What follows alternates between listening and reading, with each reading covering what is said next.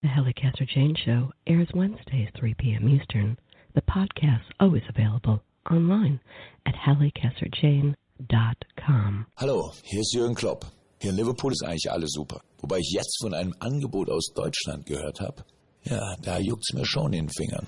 Die Opel-Gewerbeoffensive mit vielen Modellen zu Top-Raten. Wie den Opel Insignia schon ab 234 € netto im Monat ohne Anzahlung. Mehr bei allen teilnehmenden Opel-Partnern und auf opel.de. Hallo, hier ist Jürgen Klopp. Hier in Liverpool ist eigentlich alles super. Wobei ich jetzt von einem Angebot aus Deutschland gehört habe. Ja, da juckt's mir schon in den Fingern.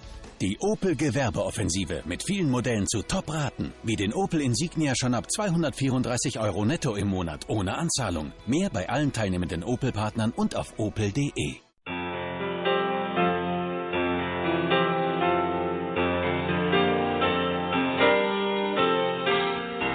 Hello, yeah, it's been a while. Not much. How about you? I'm not sure why I called. I guess I really just wanted to talk to you. And I was thinking maybe later on we could get together for a while. It's been such a long time and I really do miss your smile. I'm not talking about moving in, and I don't want to change your life. There's a warm wind blowing, the stars around, and I'd really love to see you tonight.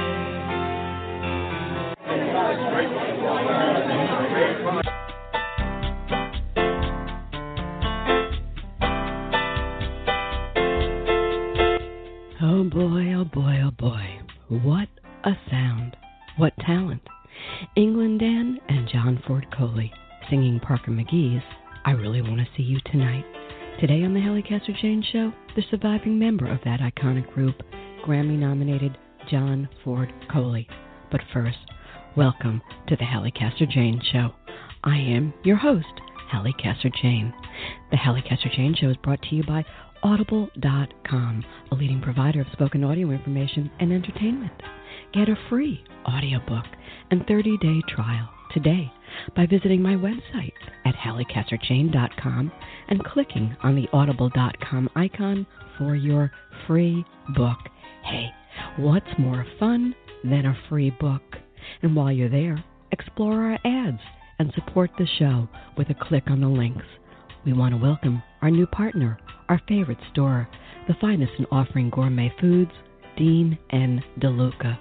And remember, the Halli Casser-Jayne Show is always available online at HalliCasserJayne.com and a host of venues, including Stitcher.com, Spreaker.com, TuneIn Radio, iTunes, Blog Talk Radio, SoundCloud, the iHeartRadio Network, and at our newest home on Google Play Music.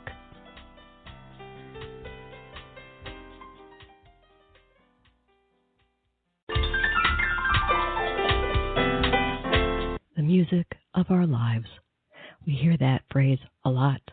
The songs of a generation that, when listened to, transport us back in time to a special place and leave us with a smile. Let me throw out some song titles, and you tell me if it isn't true. I'd really love to see you tonight. Nights are forever without you. Love is the answer. Sigh. These are the songs and numerous others that have made John Ford Coley a singing legend, the half of the Grammy-nominated duo England Dan and John Ford Coley. John has spent decades touring, writing, and recording, classically trained on piano, and an avid guitarist with double platinum and gold records behind him. John also has produced other artists, most recently Eddie Money. And from time to time, he acts, too. What becomes a music legend? Let's talk. So, John, you and I have talked a lot, and of all the things about our marathon conversations, here's what fascinated me most. Not what you said or revealed, but damn, you are just about as mellow as your music. It can't be true. Are you as mellow as you seem to be? Nah, it's all a facade. You kidding? I bust up chairs and things like all musicians. You know, we're all hot-tempered and crazy. So, no, seriously, that's just kind of the nature. I remember one time we were on Mike Douglas' show, and he sat there for a second, and he just looked at us, and he said, if there's ever a real emergency, I want you two guys around me. He says, you just don't budge. We laughed and said, yeah, I know. I've been told that I'm the one you want first on the accident scene, that's for sure. So tell me this, what does get you riled? What's the thing that gets you absolutely crazy? Is the state of the music industry get a notch on your belt? Because, boy, we could have a whole conversation just on that. Does it make you crazy what's going on in the music industry today? A lot of things that trouble me right now, and I think I've probably come to the point in my life realizing that there's not a whole lot that I can do about them. And so you just try to do what you can to make whatever's going to be best. It's like I just had a friend over here, and he was talking about the state of the music industry. It is what it is. It's not going to change. The people that are coming in, they don't have the same values or morals or the eye for detail that we used to have. John, hold on. I'm hearing a really weird noise in the background. Do you hear that? No, I'm hearing birds chirping. That's about it. I didn't hear that. I'm sorry, but I keep getting these kind of like weird things. I don't know what they are, if they're coming from your end or mine end. I've never heard this before. There's another one. Do you hear that? Hey, you know what? No, what? We're being taped. You've already mentioned the government. Hey, they might be on our trail, They would, with all the politics that I do, that wouldn't be surprised if they come after me. I was watching a thing the other night on Red Skelton, and his middle name was Red, and so they kept saying, no, you can't have a middle name Red, so he kept having to ask his mom. So finally one day she said, just make up one. So he goes back to school, and he sees a sign, Bernard's Laundry or something like that, and so when the teacher asked him his middle name, he said, well, it's Bernard. Well, it wasn't his name, but she just wasn't going to accept Red. So when he met Edgar J. Hoover, Hoover referred to him as Bernard. And he goes, where did you get that? And he says, oh, it's in your dossier. And he said, my dossier? You never know. You don't know. Absolutely, you don't know. And I imagine, like with who was it? Jim Morrison. They had a whole dossier on him. They almost took him down, really. So music industry people, maybe I shouldn't talk to you guys. God help me, I could wind up. You probably was. I'm with my crazy career. I'm sure that I am. Let's go back to the music industry, and then we'll just leave all that nonsense in the background, and everybody who's listening to the show will just know how real we really are. But it is a mess.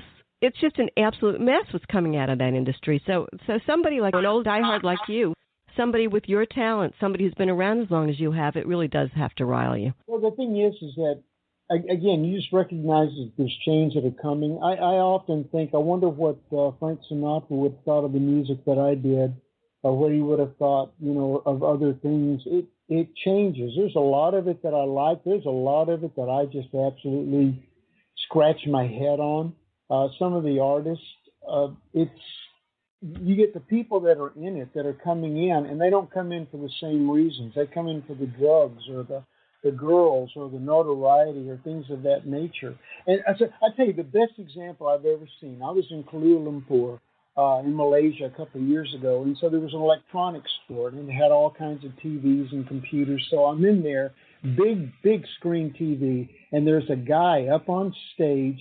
He doesn't have a shirt on. He's dancing all around. He's falling on the floor. There's scantily clad women, and they are all over him. They're pawing all over him, and there's flash bulbs going off everywhere. There's got to be 10,000 people in this arena. And I sat there and I watched that, and I thought, you know what? First of all, your song really stinks. You don't have a song. It's all entertainment. Well, then I left the shop, and I hear music, and I go downstairs, and there's a Chinese band playing down there, and they've got all these weird instruments that I'd never seen, and they were really good. And there had to be maybe 15 people watching them, and I thought, isn't that the way it goes? You get people that are really dedicated, they've got a lot of talent, and they've got 15 people, but you've got somebody that's just doing entertainment, tearing off clothes and stuff, and you've got 10,000 people and light bulbs going off everywhere. Well, first of all, let me tell you two things. One is, I can guarantee you Frank Sinatra would love your music. So that doesn't even go without question. And the word that you used was artist. And I think that's a term that's thrown around a lot these days. And there are musicians, and I suspect that there are entertainers, and then there are artists. that's a rare combination where you get all three. You be one of them. So let's go forward. Here's what I want to go back to your childhood. I want to get this whole story about you. You were born in Texas, right? You were raised in Dallas, correct? Yes? Yes. Talk to me about your upbringing. Good parents? I know you have great parents. My mom and dad both supported me. So I had a good relationship with them. And so it was always they had a really bizarre sense of humor. I was not raised with a lot of the country music that people are raised with down there. I was raised with show tunes and opera and classical music and some rock and roll, a little bit of the country, a lot of church music. But the thing is that it was so eclectic that I picked up on so many different things from it. I was always a cowboy. If you ever saw me, my pictures, I'm always in a cowboy hat and boots and spurs and guns on me. And I pretty much maintained that throughout my life because there's a closeness to the ground. So I really enjoy being around the horses and such.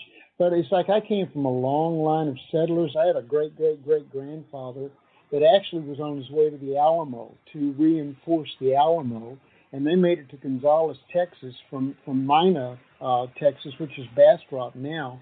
And there were 60 volunteers, and they made it to Gonzales, 60 miles away, the day before the Alamo fell. Well, he would have been killed if they had made it to the Alamo, and I wouldn't be here. But then he went on to fight at the Battle of San Jacinto that took Texas away from Mexico in April. And that was 180 years ago, a couple of days ago, and he was one of the 34 men out of about 900 that were wounded. So I think about that a lot. You come from a long line of cowboys. I come from that. I've got a grandfather 10 generations back that was at Jamestown. So we go back a long way in the country. And I admire and I appreciate all the historical roots that the family's gone through. I'll bet. But here's there's blood in the ground, so therefore there's an appreciation and a loyalty to it. So here's something else that I find fascinating about you, and that is that you were classically trained, and I think that has a lot to do with this thing that's going on right now. Kids today don't quite have the upbringing in music that your generation had. And who were you playing, Mr. Piano Man? You're playing Bach, Beethoven. Who were you playing to start with? Tchaikovsky, Liszt, all those. I mean, I love it. I still play it today. But the reason why those kids are not getting that kind of an education is the budget cuts. I remember when I lived in California and they had Prop 13, and one of the first things that they did was they took out the musical education out of the schools. So the kids don't have the eclectic kind of education that we got. We got Stephen Foster. We got West Side Story. We had all of these things coming in. Now they don't. They're just raised on rock and roll. Right. It's our fault. It's like the other day. I mean, I look at a lot of the things going, okay, we could have done better. We can do better for our kids. They should be able to understand the world from a different perspective, but we got lazy. So there was a little girl that was talking about dating. And she said, everybody now, it's not serious. Everybody just wants to hang out. And I wrote her and I said, you know what? I'm really sorry. I apologize. It's our fault. Because the thing is that we didn't raise our sons properly. So as a result, this is what you're going to get. And, it's the same thing with music. If we're not raising them to understand what all these other elements are and that there are other elements that can come into your music, you're going to get the same thing. And it's trite and it's banal and it's insidiously inane. And that's what you get. And it is what it is, which is kind of a sad story. Well, we can do better. For sure. The thing is that when you look at the music business, it's precisely that. It's a business. And people that are in it are there to make money. And most of them don't care about the music. Have you seen this thing, Vinyl, that's on HBO? No. Okay, it's all about the 70s music. You find out that a lot of the people that are in there, they don't care about music. They care about making a living. They care about making money. And if this one's there and it works, great. Everybody's disposable. You cease to work, we'll find somebody else. It's always the fastest gun in the West syndrome. Yeah, and isn't that just too bad? But welcome to capitalism. That's what we're all about these days. Were you a good kid, a troublemaker, a nerd? What were you? I have no problem with capitalism whatsoever. I'm a dyed-in-the-wool capitalist, but the drawback is that we're sacrificing quality right. for the things that don't last. It's all transitory. So true, so true, so true. So let me get back to the other. I'm going to go back to the childhood. Good kid, bad kid, nerd. What kind of kid were you? Well, I was kind of a medium kid. I played football. I didn't get into a lot of trouble. The funny thing about it is that I was raised by my aunts and uncles a lot. And so there was a great sense of honor in how you treat women, how you treat people, how you behave in public. You're gonna have times where you get off, but there's a thing of respect, and so that became part and parcel of my life. As a matter of fact, we had a thing when I was in Singapore a couple of years ago, and so there was a very long line. And I was there for literally for 2.5 hours. I only played for an hour 45, but I was in that line for 2.5 hours. And so the promoter was kind of angry. He wanted me to finish up. And he told the other guy that I was with, he said, quit spending so much time with people. Just run them through here. And the guy looked at him and he said, that's John. He will leave when everybody else has come through the line. Leave him alone. Maybe I shouldn't do that, but it's just the way that I was raised. Treat everyone and treat them respectfully. Okay, so talk to me about this. So here you are, this kid. Music is your life. 16 years old. You and Dan Seals first get together, correct? Yes. That's the only answer you're going to give me any more? Oh, yeah. Well, no, Dan and I went to high school together. And what happened was we got Dan was actually in an established band. They had a guitar player that quit. And so Dan wanted another guitar player, but everybody else wanted to try a keyboard player. So I ended up getting the audition, and I got the job. And Dan and I did not get along. We were kind of like flour and water. He didn't want me in there. And so we would end up periodically having to ride to different gigs together.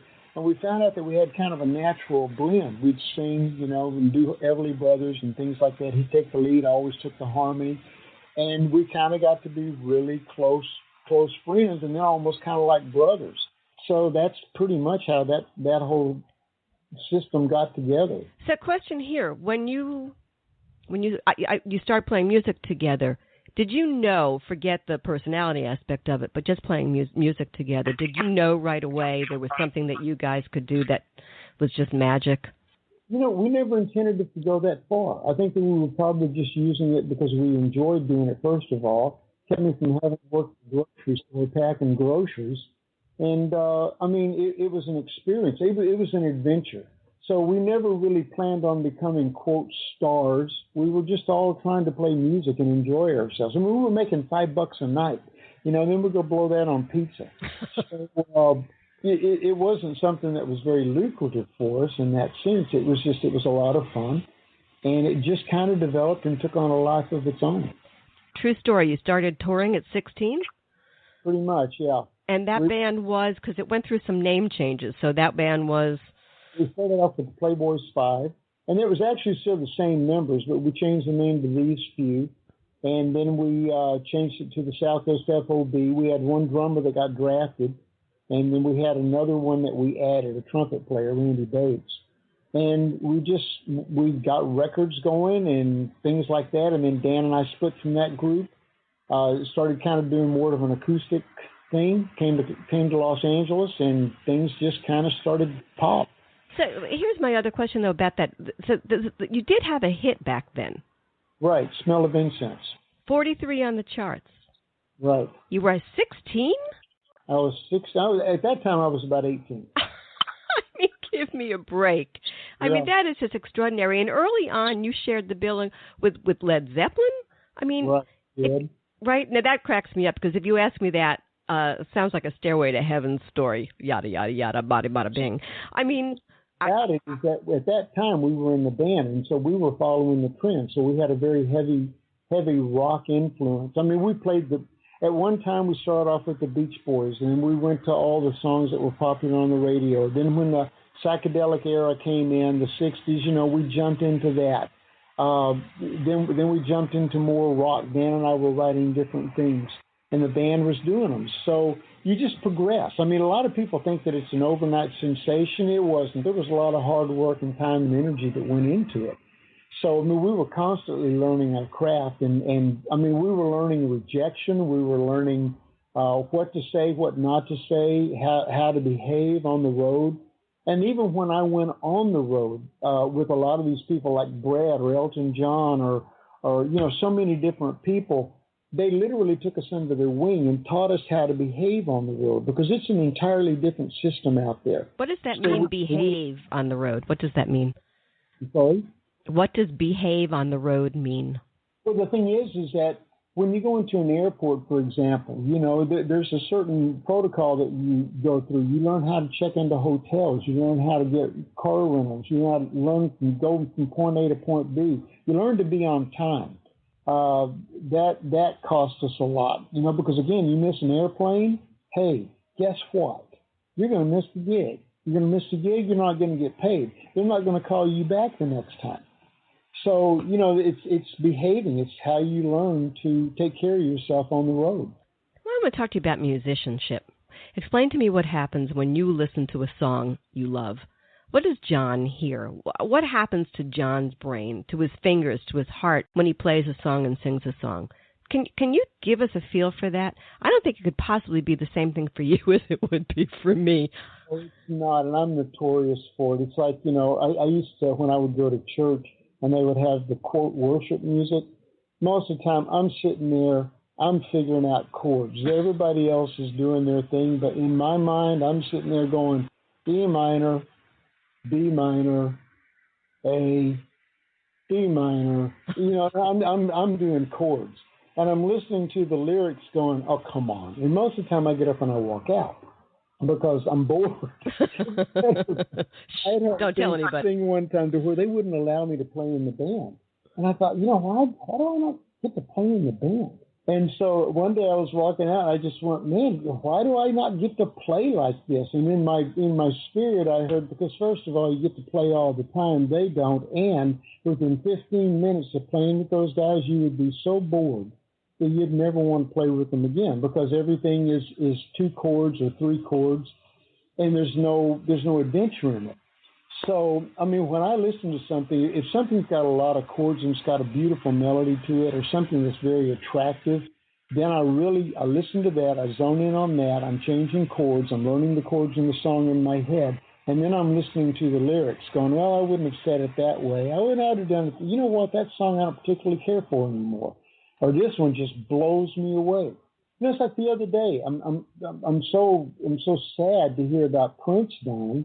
And then they said, well, you know, he wrote all these other songs. And I went, well, I wonder which ones you wrote. And Manic Monday came up, and I went, you got to be kidding me. That's one of my favorite songs, and he wrote it, and I didn't know it. So, you know, music's got its own breath. It does for people like you. There's no question about that. And I'm curious about this. When you're in the zone, when you're playing, when you're singing, when it's going really, oh, my God, you know you've got the moment, right? You've hit the chord. You know you're right in there. You're, as I said, in the zone. What's in your head? Is it music that's in your head? Is it a place that's in your head?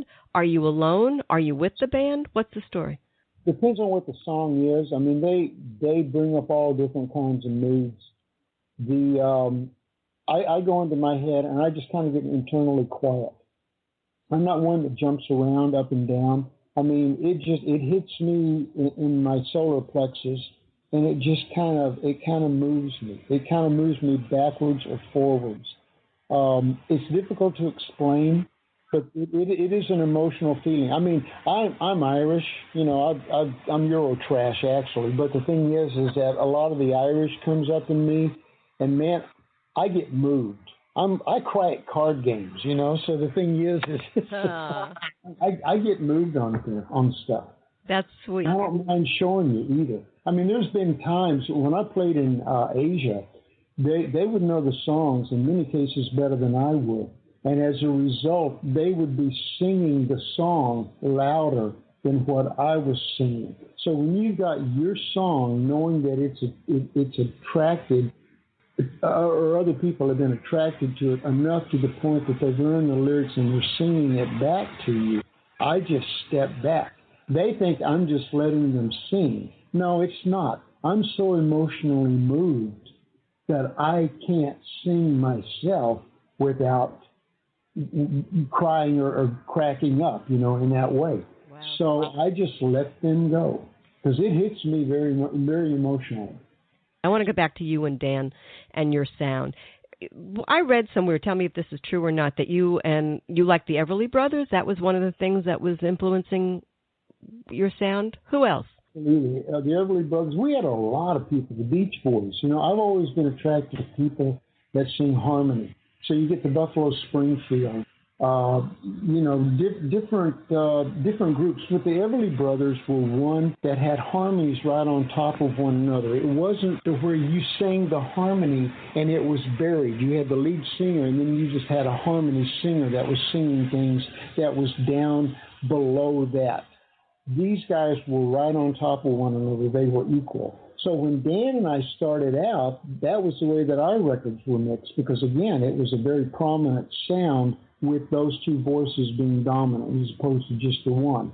Later on, they began to move mine further and further down from the insistence of the record company because they, again, were looking at this is the way that it should be done, and so we're going to start moving this. And then that's when problems started.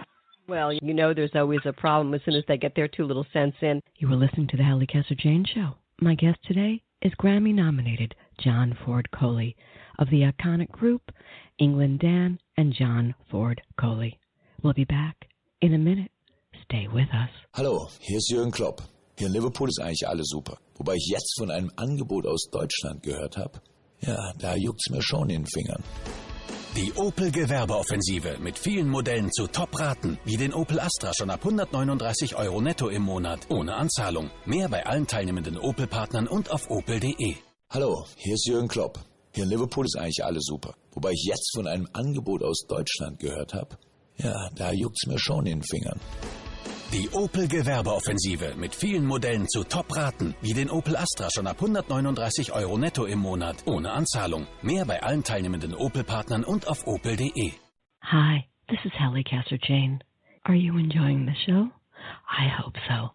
And I hope that you'll tell your friends about it and help us grow our family. How can you help? That's easy. Share the link to the show with your friends or my show's player. And I would love it even more if you'd recommend they visit my website at HalliCasser-Jayne.com. I look forward to seeing all of you there. And we are back on the Halli Casser-Jayne Show. Thank you for being here. My guest today is Grammy-nominated John Ford Coley of the iconic group England Dan and John Ford Coley. Here's something else. And you went through, it was Coley and Waylon. Then it became England Dan and John Ford Coley, and there's a whole thing about your Dan's name and your name. Yeah. I love the music industry. Talk to me. The thing is that everybody needs some kind of a name that will set you apart from everybody else. And so most of the groups are using their last name, like we've done, Coley Wayland, Seals and Crofts, or you had the Carpenters, Hall and Oates, Loggins and Messina. And so we thought, something, we got to have something a little bit more unique, something that's going to stand out. And we couldn't come up with it. And Jimmy Seals, actually from Seals and Crofts, who was Danny's older brother, he's the one who came up with England Dan and John Ford Coley. And Dan used to run around years before mimicking the English accent. Now, if you've ever heard anybody from Texas try to imitate anything other than a Texan Southern accent, it ain't pretty. So Dan would try to do this, so we just kind of came up with the name England Dan. And then I was working rodeo. Like I said, I'm an old cowboy. And I was working rodeo at that time, and Jimmy thought that it would sound better if we dropped the L, so it had Coley, John Coley. And then there was a Confederate general named John Rip Ford, and he won the last battle of the War for Southern Independence down in Texas. And he was also one of the people that had buried many of the men in the Alamo. Well, they just kind of came up naturally, John Ford Coley, and then you've got the association with John Ford, the director, and it seemed to be something that people would catch on to, and he was right. So bingo, we just ended up with that. But here's my question. Piano player, that's how you were trained. You turned to guitar, right? Uh-huh. Singer, unbelievable singer. What comes first? Which is the more important to you? Which is the one, if you had to choose one, that you go with? No, that's really an unfair question. That's kind of like who do you like best, your mommy or your daddy? You know, it's just, it depends. I mean, there are times that like right now, for example, I've kind of put the piano back just a little bit because I'm not on a learning curve, but on a guitar, I'm on a learning curve. So that's normally what I will grab right now. But that's subject to change. I mean, I sit down and I play piano almost every day as well, but I'm not getting the new things. So I'll just wait till something new comes up. Wow. But I love playing all of them. I love different instruments for different reasons because, again, with piano, I can throw in thirds and fifths and ninths and things of that nature. But with guitar, I'm not that proficient on it. So I don't know. You sound pretty proficient to me, buddy. Listen, so Herb Alpert hears you. He was hesitant to sign you guys. Is that correct? He was, yes. But he did. Were you over the moon, A&M? Oh, my God. Well, yeah, absolutely, because A&M was a big thing. And then Herb Alpert was also a very big artist at that time. And from what I was looking at, he was one of the last musicians that was actually running the company. So you knew that there was going to be something in him that he would hear that other people would not. And Herb was a great guy. I loved working for Herb. I just remember the first time that we went in to show our looking at the album jacket on the first record. He said, this is what we're looking for. And I said, well, I don't like this one. Dan said, well, I don't like that. And he looked at us and he says, guys, he said, it doesn't matter really. He says, what this album jacket looks like. He says, we don't expect anything off this record. He said, we don't really expect anything off the next one. The third one we expect to have some hits off of. And I thought, whoa. Now, we went back 10 years later. I mean, when I went back with the girls, and the attitude was, you get one shot. If you didn't make it, you're out of here. So, I mean, when I would see how he would build things, he truly was an inspiration. I've had some wonderful mentors in this business, and Herb Alpert definitely was one of them. You had an interesting career thing because you had a hit early on, right? Yeah, we got lucky with a thing called Simone. It actually was #1 in Japan and in France. And so we got to tour Japan with Three Dog Night. It was a remarkable time, because, again, we're being exposed to the world. I mean, I'm a little Texas boy. I never thought I was going to really get out of Dallas. And I thought I'd be back there doing construction or working in law or something. I mean, punching cattle. No. It was great to be able to go out and actually see that the world existed. And that lit my bug even more because when I went to school, I was an English literature student, so I'm reading all the time. So to be able to go to these places and actually see where all these events that I had read about during my years, I mean, that was absolutely a staggering step for me. Here's the thing, though. So it didn't last. What goes up must come down. A&M drops you. And you went through a pretty scary, almost 2-year dry spell at that point before you got signed again with Big Tree Records, a subsidiary of Atlantic Records. And that's when I Really Want to See You Tonight, written by the great Parker McGee, comes to you, right? Right. And he also wrote, by the way, Nights and Forever. Wow. First time you heard the song? What? No, actually, we thought it was more of a girl song. We didn't hear that. Seriously. I believe you. They sat there and said, no, we would like you to try this because we think that it can be done. And so we ended up having Louis Shelton, who was part of the Wrecking Crew. He actually ended up producing our first couple records, and then he produced Seals and Crofts. And he pulled in a couple of people that we knew, David Page and Jeff Porcaro, who ended up being in Toto. And we all kind of put this thing together, and it kind of took off. I mean, we were as stunned as anybody else And so the funny thing about it was that Dan and I were known for writing our own songs, and I think I'd made probably at least $1.98 over the years on the songs that I had written. So we didn't want to do anybody else's songs. You know, we're eventually going to break through here. Well, we got the first royalty check on that song, and I'm looking at Parker going, "Hey, Parker, what else you got, man? Anybody else? Just throw them up here." So we kind of changed our attitude about taking on other people's songs to record. And you did it so beautifully. I mean, I think that the song, truly just extraordinary. Here's another place I wanted to go with you. This question of writing, because you do write music. All the time, yes. Right. So does that come easy to you? And what, does your ego like step aside when a situation comes up where they offer you this great Parker song and you say, okay, I'm going to do it? I tell you what, there's so many different ways that songs come. I mean, I write all the time. For me, it's a labor of love that I hate, because what happens is that you always want to push it to the nth degree, and sometimes it just won't go there. There's one song on this new CD that took me, I started it in 2007.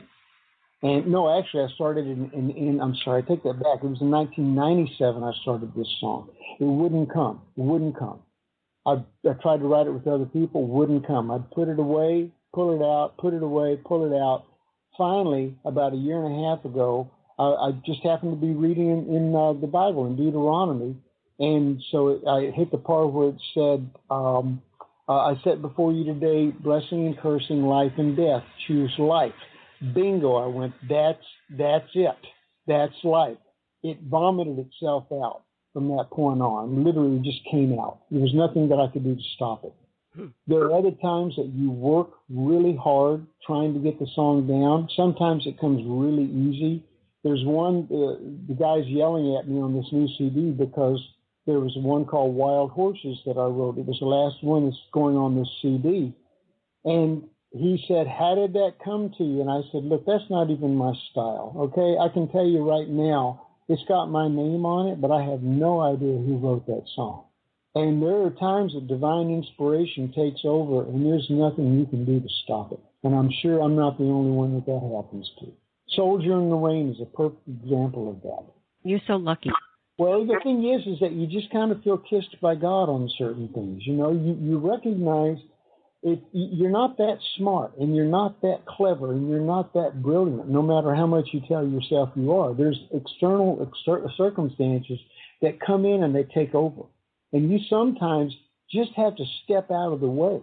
And if you step out of the way, it'll come. But if you keep trying to direct it and dominate it, you're eventually going to get it maybe, but it could have come a lot easier. So listen to me. This is interesting to me also. You are hit after hit after hit. It's bizarre. So few people get that many hits in a row and that kind of accolade. Okay, that's great. But talk to me about this. John, personal life. Was there one? Oh, yeah, there's always a personal life. I'm selfish enough to take time for myself. Now, when the career was going, and it was really going big, I stepped back, and I recognize again that it's the old fastest gun in the West syndrome, so there's always over your shoulder that you're having to look back on because somebody's going to try to take your place. So when I would come off the road, I was constantly writing. I was constantly moving in that direction. But I also took time for me because I recognize you can get burnout. And when you get that burnout, and fortunately enough, I had seen it on many of the guys that I had worked with. So when you see that coming, you step back just for simple self-preservation. So you did meet a woman. In Yes. fact, you married her. In Yes. fact, you've been married 37 years. About 30 years. 4 kids? Yeah. Mm-hmm. Grandkids? I got four grandchildren. So is she the better half? She's definitely the smarter half, that's for sure. Oh, what's it? I'd love to get her on the air. What's it like living with John Ford Coley, brilliant musician that you are? You know, the funny thing about it is that because you got to understand the philosophy that I've always had with music is the one that Bob Geldof had. And that's if you take music for anything or rock and roll for anything other than a joke, you're a blithering idiot. It's a means to do something. It's something that's inside of you. It doesn't define who I am. I mean, I go off and I do things that you probably would think, well, that's not in keeping with the glamorous lifestyle. You know, I've done that. I've seen that. It's not that entertaining. So I'd rather go out and I'd rather work with horses. You and I have that in common, by the way. Did you know that? So you know what that feels like. I know what that is. I know what that is. There's nothing like it. Because, again, a lot of people want to know. I mean, for me, when I get around these other musicians and they want to talk about music all the time, man, it's the most boring thing in the world. And I'd rather talk about alternative medicine or books or films or you know, things that I'm going to value and learn something from. Who did what, when they did it, how they did it.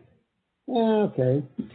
But here's my question: is that you now? Is that the 60-some-odd-year-old man who's been through it all, seen it all, done it all, able to say that? Do you think that the young man of 16 or 17 or 21 could have said that? No, I think that at 16 and 17, you know, you've got your focus and how you're going to do things, and that's absolutely wonderful because we all did.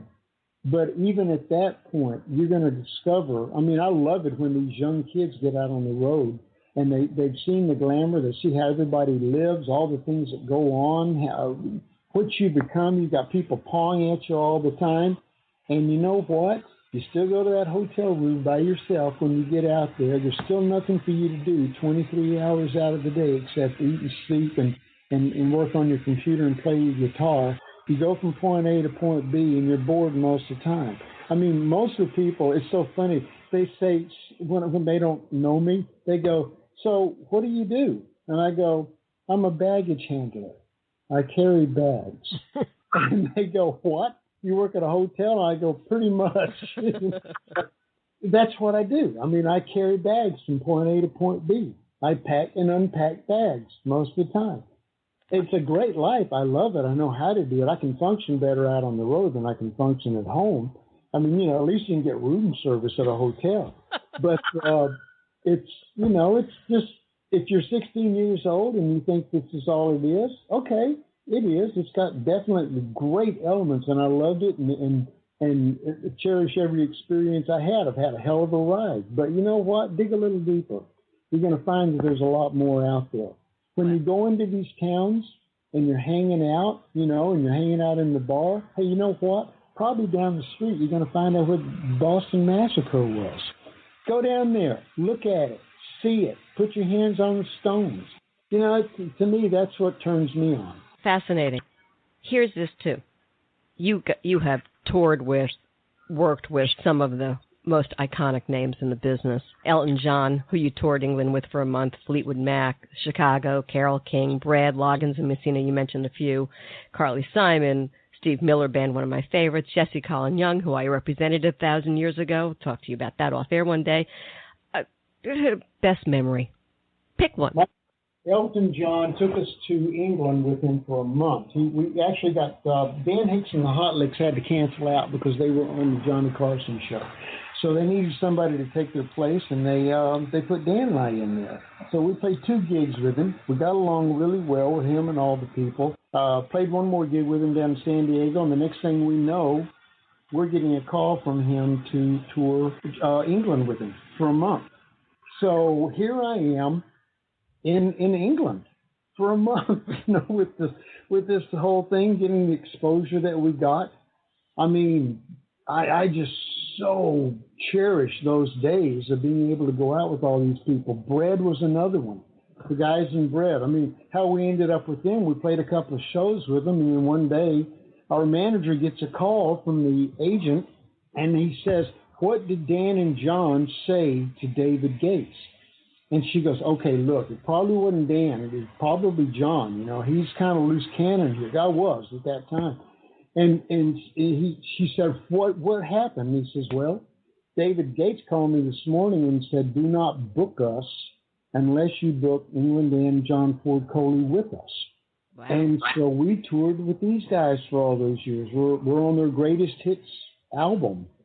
Getting to play with Seals and Crofts, you know, all those years and record with them or being guests on different people's records or stuff, meeting some of my favorite icons, and finding out that they're real people.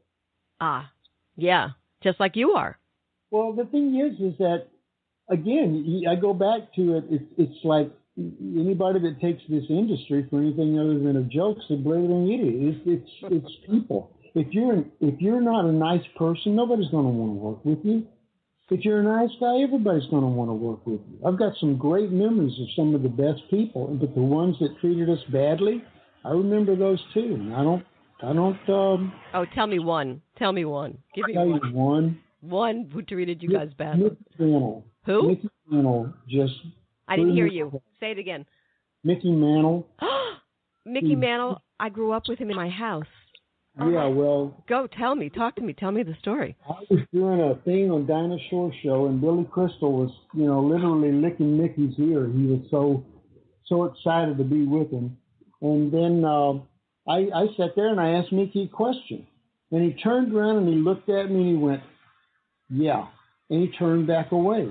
And I thought, whoa, what was that? And so then Billy's again going off on his thing, and I asked him another question. He turned around and he did the same thing. And I thought, wait a minute, what's going on here? So I asked him something else. And he turned around and he said, "What do you want?" And I went, "Nothing, man. Nothing at all." And we're guests on the show together. And that just completely blew me away. Was that his drinking? I have no idea. And you know something? I don't care. Wow. I really don't care. You just don't treat people that way. I mean, absolutely. Oh, my gosh. So let's go here, okay? Inevitable question, my friend. Okay. So why did you guys break up? And where did the breakup leave you? And was it hard to go on? Listen to me the last part of that question. Or was it important that you move on? I think it's always important that you move on, because if you're stagnant, you're not going to progress at all. And so there's always something better. And I've gotten to the point in my life where I don't believe in coincidence and nickels worth. There is a reason for everything happening. And the official story is that Dan and I were moving in different directions, which is actually true. We were. But the unofficial thing is that, like every other group that comes along, you have people that begin to divide you. They come in and it becomes insidious. And so they start saying, you're the one that does this. He's not really doing this. You're the guy. And so you get that on both sides. And then the sad part about it is not the fact that they do it. It's the fact that you believe it. And when you believe it, then it's over. So Dan and I ended up, we fell victim to that same insidious behavior that so many other people come into. And for the longest time, Dan and I didn't talk. We weren't friends. And then one day we just both said pretty much at the same time, we grew up together, man. We were like brothers. This is stupid. This is ridiculous. And so we were able to patch the relationship up. We just didn't play together any longer because he'd gone off in the country and I went off into music and film. But, you got to move on. And long time ago, I don't fight battles from 40 years ago in the shower. It's like, it's done, it's over, we move on. And when Dan passed away, he and I talked the day before he passed away, and it was like we were, 35 years ago. I have no regrets. I have nothing that was left unsaid. I think of Dan fondly. I remember him every time that I play and make mention of him, because again, without him, neither one of us probably would have gone anywhere. Losing him, how horrible was that for you? Well, it was a shock. Because first of all, I don't know if you ever knew Dan. Dan probably was one of the most genuine, funny guys you would ever meet in your life. He was just always very, very funny, and the things that he would say were unusual and unique. He was a great songwriter. He was a great friend. Dan was a very wise man. And I enjoyed the wisdom. I enjoy wisdom that comes from anyone. And Dan had that old soul wisdom to him. And so when he said something, or when we would discuss things, it wasn't somebody that you just blew off. You listened to him.